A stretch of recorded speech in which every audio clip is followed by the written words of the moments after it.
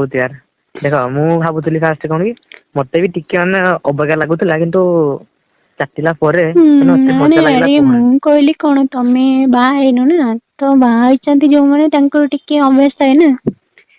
ବାହା ନହେଲେ ବି ଆଗରୁ ମୋର କରିଛି ଏମିତି ନା ବହୁତ ଥର। ତ ସେ ସେଥିପାଇଁ ନା ବେବି ଟୁକି କରିଛ ନା, ଜାଣିଥିବ ଆଉ। ହଁ ଜାଣିଛ ତ ଆଉ।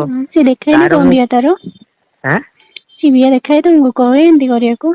ହଁ ନା କହେନି ମତେ ମୁଁ ତାକୁ କହିଲି ଥରେ କି ତ ସେ ଦେଖେଇଲା କିନ୍ତୁ ମୁଁ ତାକୁ କହିଲି ଆଉ ମୁଁ ତୋର ମାନେ ଚାଟିବି ତୁ ମୋର ବି ଚାଟିବୁ ବଟ ସେ ମୋର ଟୋଟାଲି କଲାନି। କହିଲେ ସିଏ ଅସନା କରିନି? ଲାଗୁଛି। ନା ବା ସେ ମୋର କରିନି ଟୋଟାଲି ମୁଁ ତାର ଚାଟିଛି କିନ୍ତୁ ସେ ମୋର ନାହିଁ। ଏଟା ଟୋକି ମାନେ ଖାଲି କଣ କହିଲ ଖାଲି ଗିହା ଖାଇବାକୁ ତାର ମନ ହେଲା ଆଉ ଅଲଗା କିଛି ତାର କିଛି ନାହିଁ। କଣ କଣ? ଖାଲି ଘିହା ଖାଇବାକୁ ତାର ମନ ଆଉ ଅଲଗା କିଛି ନାହିଁ ତାର।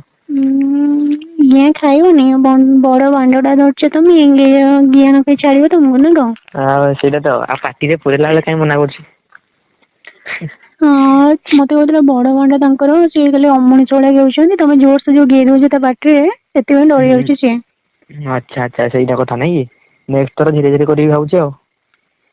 ଦଉ ନାହିଁ କରୁଛି ତ ଟୋଟାଲି ମୁହଁରେ ଆଉ। ତମେ କିନ୍ତୁ ମାନେ ଭଲସେ ମାନେ ପାଟିରେ ପୁରଉଛ ନାଇଁ। ଆରେ ତାକୁ ଆସେ ପେଲିବ। ତମେ କିନ୍ତୁ ମାନେ ଭଲସେ ପୁରଉଛ ନାଇଁ ପାଟିରେ। ହଁ ମୁଁ ପ୍ରୋ। ତମେ ଶିଖିଗଲଣି ଆଉ। ଆଉ ଭାଇ କଣ କେବେ ଆସିବେ?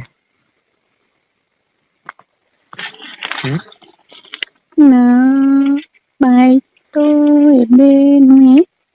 କେବେ ଆସିବେ? ସେ ଜାନୁଆରୀ ଲାଷ୍ଟ ଆଡିକି।